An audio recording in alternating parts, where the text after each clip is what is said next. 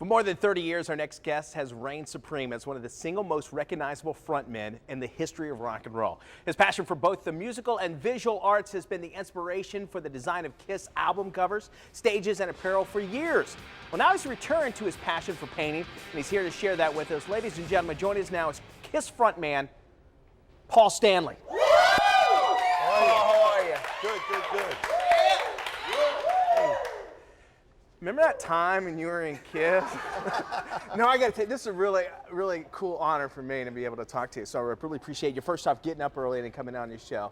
And to be able to show some other talents that people might not be familiar with. But this is something you've done since your teenage years, right? Yeah, actually, I went to a specialized high school in New York for the gifted artists, but music was always my first love. But in Kiss, I always got a chance to do, stage designs and album covers and stuff like that. But about 6 years ago, I got divorced, and once I got tired of screaming a lot, a friend of mine said, "You need to paint." So I got some paint brushes and started kind of like an emotional journey of just playing around with color, as opposed to trying to make teacups look like teacups. And it wasn't about trying to depict reality as much as trying to depict emotion. So you're saying it's really therapeutic for you after the divorce? Yeah, it seems to be therapeutic for other people because the amount of art that's been sold has been phenomenal. So it's nice to do something for yourself and then find out that other people love it too. And it's not like these doodles aren't sketches. You're actually in art galleries. You're here in Orlando at the Wentworth Art Gallery at the Mall of Millennia, which is an incredible mall in the first place. How's that feel? Well, it's been amazing because it's kind of like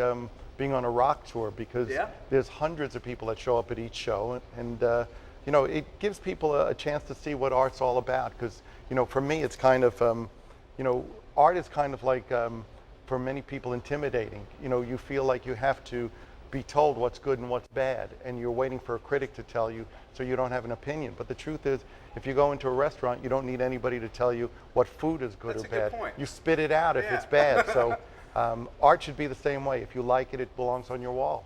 All right, let's talk about this piece right here. I'm going to say this kind of looks like the Daily Buzz logo. Is that what you were going after? Exactly.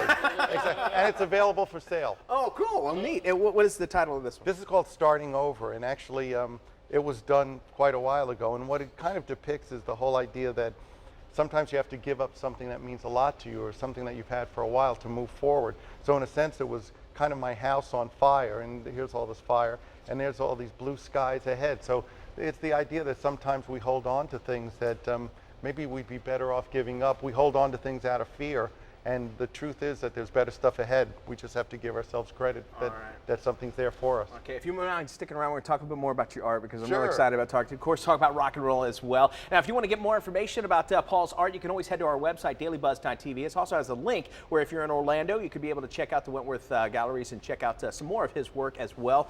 And again, the website, dailybuzz.tv. We'll have more with Paul Stanley coming up. Thanks for hanging out so far and getting up this early. I got some good rock and roll questions. Andrea, over to you. All right, Mitchie, good stuff.